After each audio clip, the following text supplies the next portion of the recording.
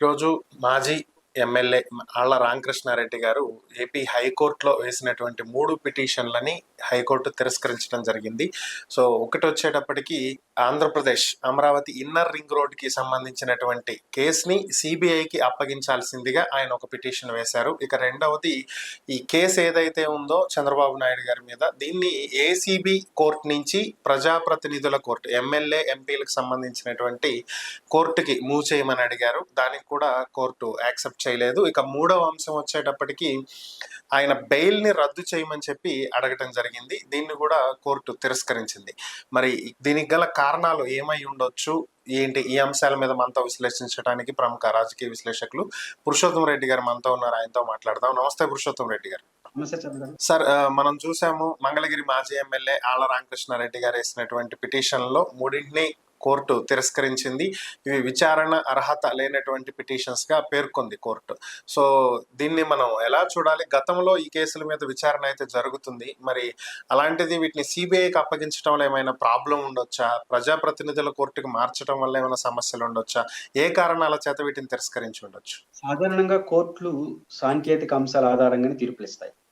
తమ ముందున్నటువంటి ఆధారాలు, టెక్నికాలిటీస్, మూడు వేరువేరుగా చూడాలి.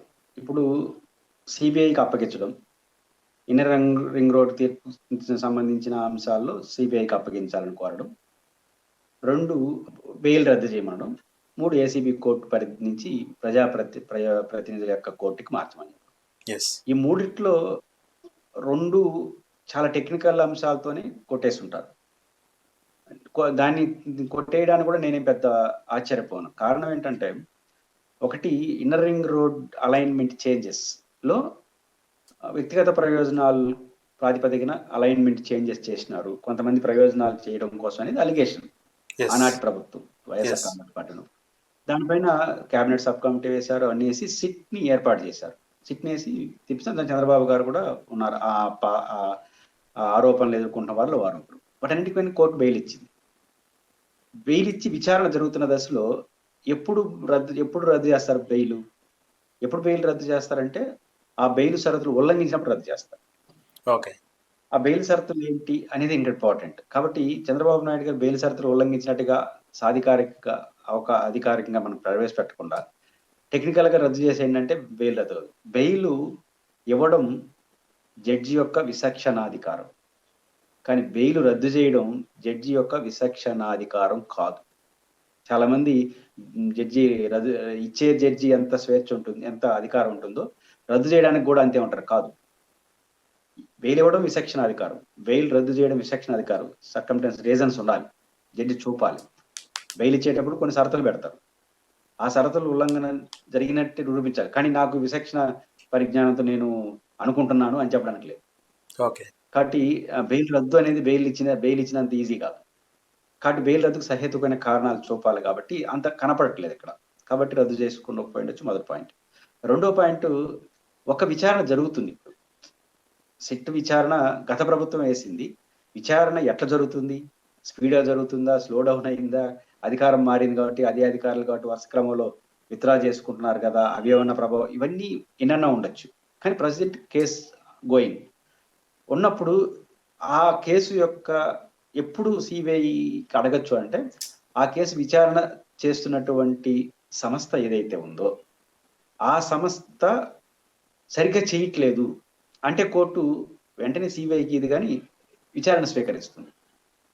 ఉదాహరణకు సునీత గారు అలిగేషన్ చేశారు వివేకానంద రెడ్డి గారి కేసులో. ఆమె కొన్ని అలిగేషన్ చేసినప్పుడు సుప్రీంకోర్టు తీసుకునింది కదా.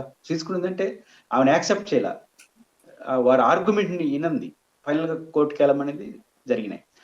దీన్ని బట్టి మనకు అర్థమయ్యేది ఏంటి?